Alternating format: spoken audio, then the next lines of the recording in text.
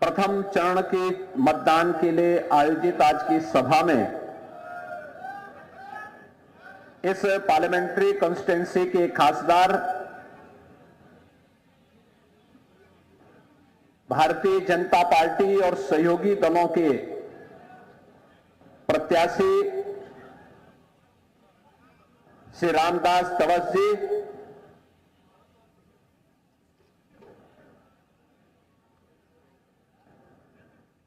आज के इस कार्यक्रम में उपस्थित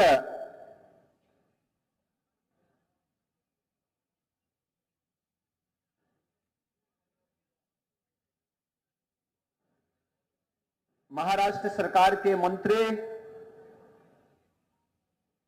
श्री सुबोध मोते जी,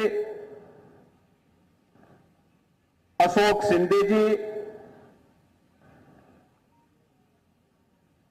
आमदार श्री समीर कोणाकवार जी, पंकज भोयर जी,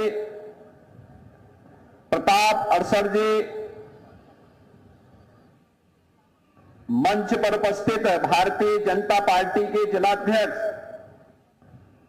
श्री सुनील कपाट जी,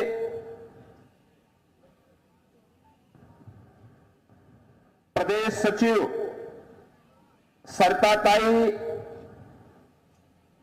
लोकसभा प्रमुख और अन्य भारतीय जनता पार्टी और सहयोगी दलों के सभी हमारे पदाधिकारीगण,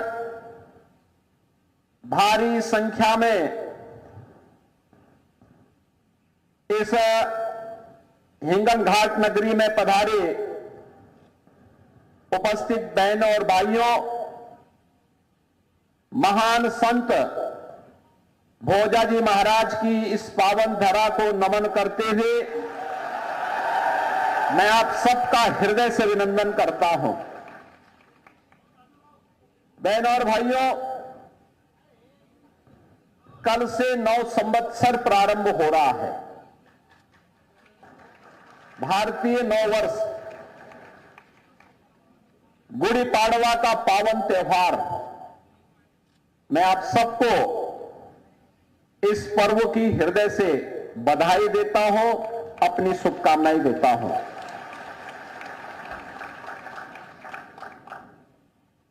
मैं इस पावन धरा को इसलिए भी नमन करता हूं कि भारत की आजादी का नेतृत्व करने वाले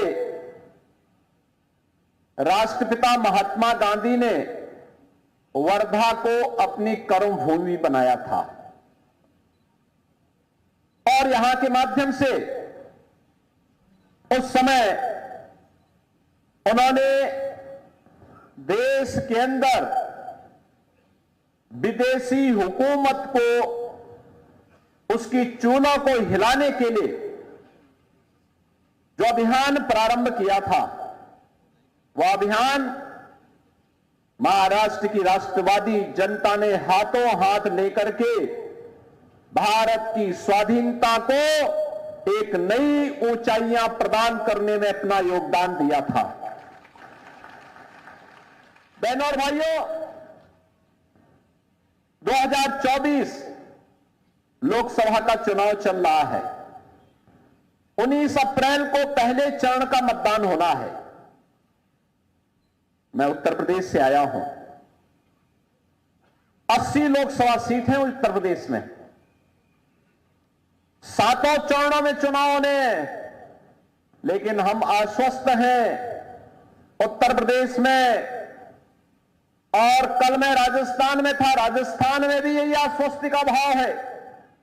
उत्तर हो, दक्षिण हो, पूरब हो, पश्चिम हो, पूरे देश के अंदर एक ही भाव है। सबके मन में एक ही भाव है, एक ही आश्वस्ति है। और संभवतः आजादी के बाद पहला जनरल इलेक्शन है जिसके परिणाम के बारे में भी जनता जनार्दन पहले से अवगत है, और वह परिणाम के बारे में अवगत है कि आएंगे तो मोदी ही आएंगे, तो मोदी जी ही। जनता इस बात के लिए आश्वस्त है। मैंने इसलिए भी कहा कि मैं उत्तर प्रदेश से आया हूं। एक छोटी सी घटना मैं आपको बताता हूं। उत्तर प्रदेश में होली का पर्व बड़े धूमधाम से मनाया जाता है, बहुत धूमधाम से मनाया जाता है। और हम लोगों ने वृंदावन, मथुरा को होली के लिए रंगोत्सव के रूप में चिन्हित किया। हमारा रंगोत्सव का आयोजन वहां होता है, लेकिन आयोजन तो हर जगह होता है। होली के पर्व पर इससे पहले गाना गाया जाता था वहां पे,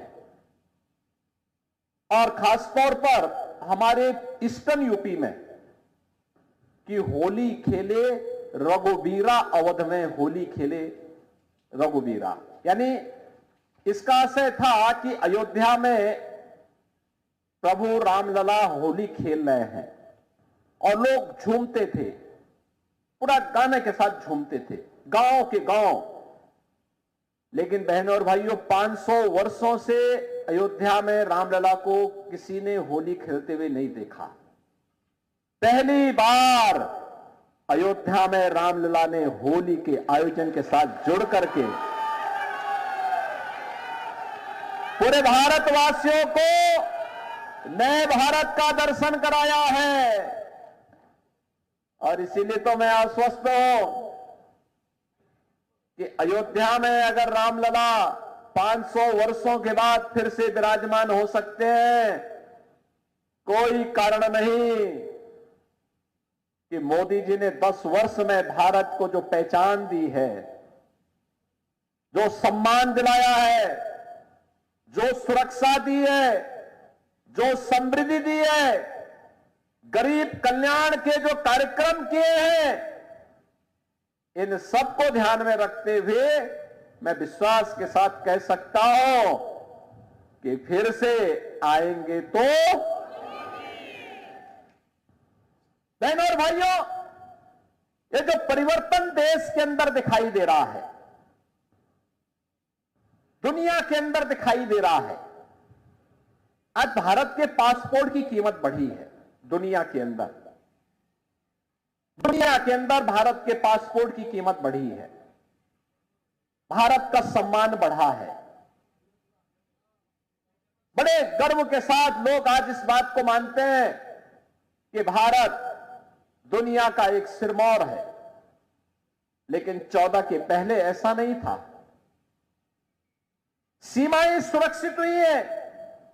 पहले दुश्मन देश भारत की सीमा में घुसते थे, सीमाओं का अतिक्रमण होता था, सरकारें आंखें बंद कर देती थी।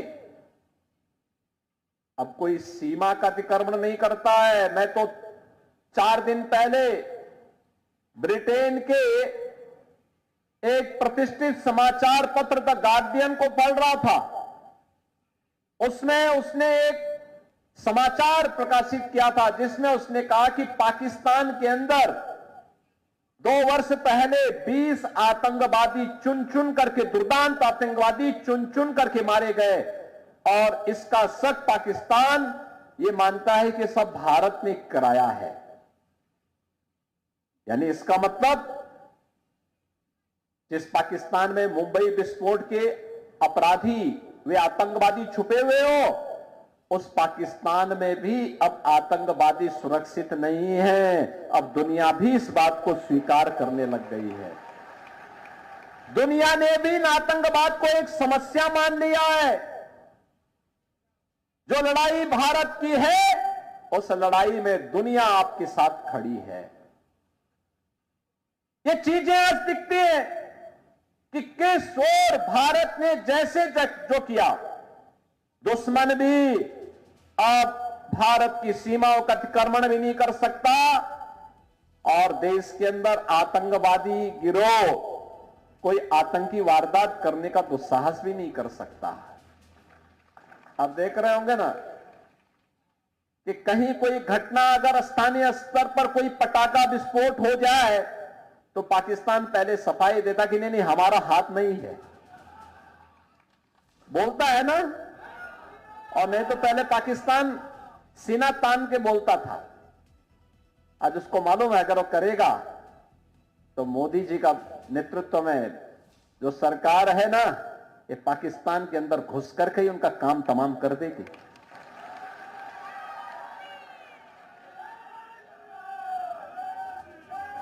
और भारत के अंदर आतंकवाद की जो सबसे बड़ी जड़ थी वो थी कश्मीर में धारा 370।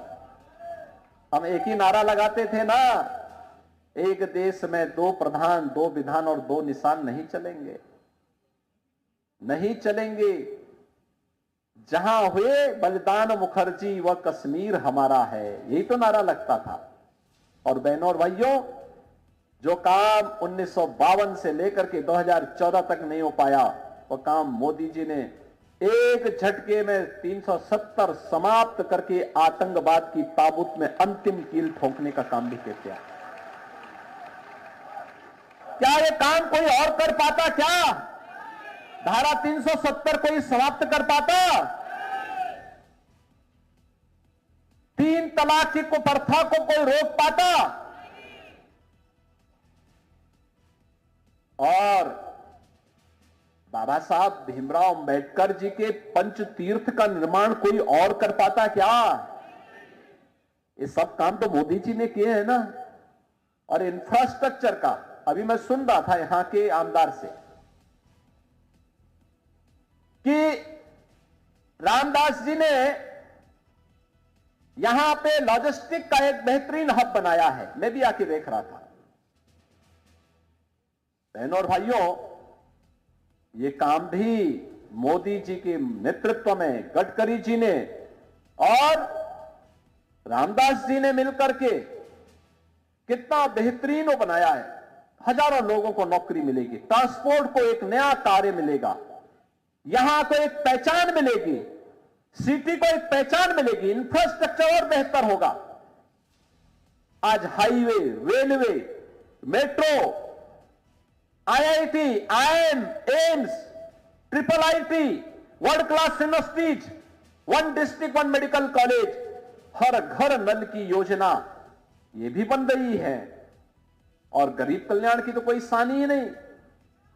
भारत के अंदर 80 करोड़ लोग फ्री में राशन की सुविधा का लाभ पिछले 4 वर्ष से प्राप्त कर रहे हैं और अगले 5 वर्ष तक प्राप्त करेंगे। दुनिया के अंदर कहीं नहीं है। 60 करोड़ लोगों को 5 लाख रुपए की आयुष्मान भारत की स्वास्थ्य बीमा का कवर मिल रहा है। दुनिया के अंदर कहीं नहीं है। 12 करोड़ अन्नदाता किसानों को प्रधानमंत्री किसान सम्मान निधि का लाभ मिल रहा है। दुनिया के अंदर कहीं नहीं है, अकेले भारत के अंदर है। 12 करोड़ गरीबों के घर में शौचालय बन गए हैं। 10 करोड़ घरों में उज्ज्वला योजना का फ्री में एलपीजी का सिलेंडर प्राप्त हो गया है। करोड़ों परिवारों को जनधन का अकाउंट मिल गया है। करोड़ों नौजवानों के आर्थिक स्वावलंबन के लिए कहीं पे स्टार्टअप की योजना, कहीं स्टैंड अप की योजना, कहीं पीएम विश्वकर्मा की योजना, कहीं ओडीओपी की योजना ने एक नई क्रांति की है। और बहनों और भाइयों, पहले 4 करोड़ गरीबों को सिर ढकने के लिए पीएम आवास योजना का लाभ मोदी जी ने दिया और फिर रामलला को भी एक भव्य आवास अयोध्या में राम मंदिर के रूप में दिया है। हुआ है ना ये सब काम? एक सब हुआ है ना? आप मुझे बताओ, क्या ये 3 तलाक को कांग्रेस के लोग समाप्त कर पाते? और ये सपना तो सरदेव बाला साहब ठाकरे जी का भी था ना।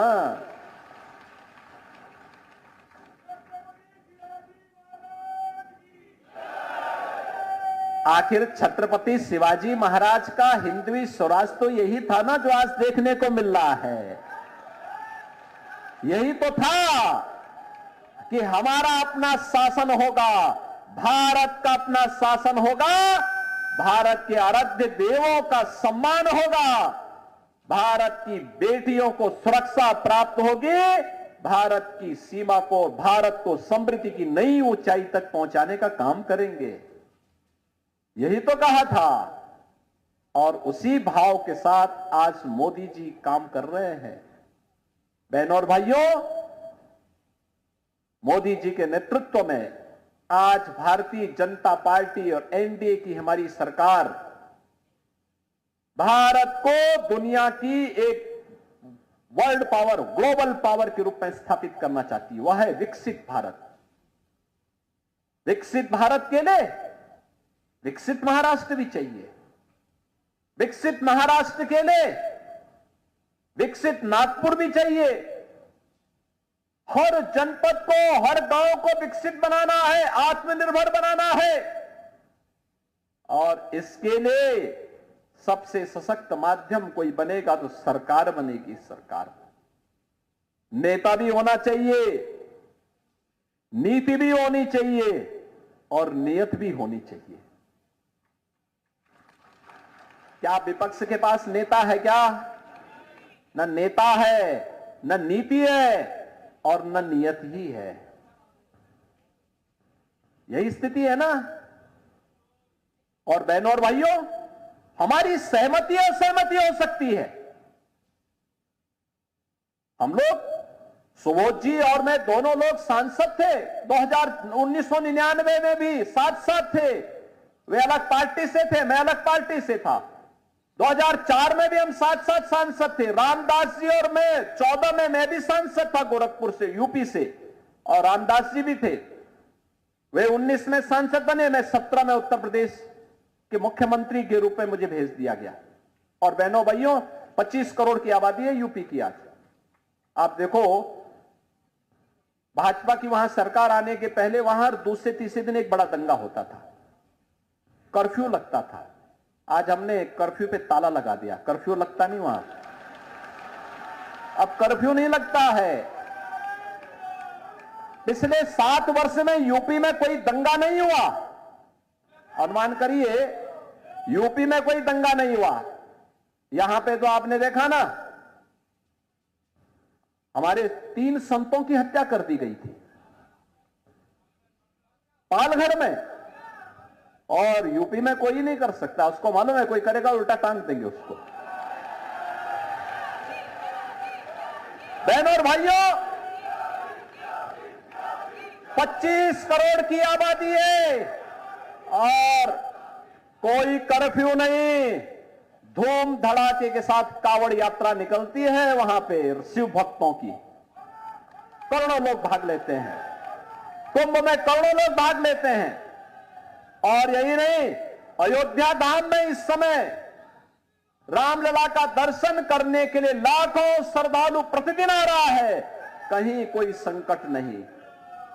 और इसीलिए बहनों और भाइयों में आया हूं, देश की जो आवाज है, राष्ट्र की आवाज को महाराष्ट्र की आवाज के साथ जुड़ जाना चाहिए। दोनों आवाज एक होनी चाहिए।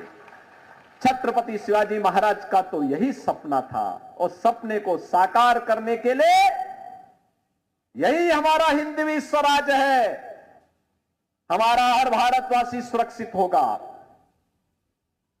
हम सुरक्षित भी होंगे और समृद्धि की नई ऊंचाई को भी प्राप्त करेंगे। और उसी को प्राप्त करने के लिए आज 2024 एक अवसर फिर से हमारे पास आया है। देश की आवाज एक ही है। फिर एक बार मोदी सरकार, फिर एक बार मोदी सरकार। अब की बार 400 पार। तो 400 पार के लिए महाराष्ट्र की सभी सीटों पर भारतीय जनता पार्टी, शिवसेना और एनसीपी, इन तीनों का जो एक गठबंधन है, इस गठबंधन को, एनडीए गठबंधन के प्रत्याशियों को जीतना होगा। उसको आपका आशीर्वाद मिलना होगा। भारतीय जनता पार्टी ने आपके जो वर्तमान में खासदार हैं श्री रामदास जी तरस, इनको फिर से प्रत्याशी बना करके आपके बीच उतारा है। और बहनों और भाइयों, चुनाव के दौरान ये मानना कि प्रत्याशी घर घर आए ये कठिन होता है।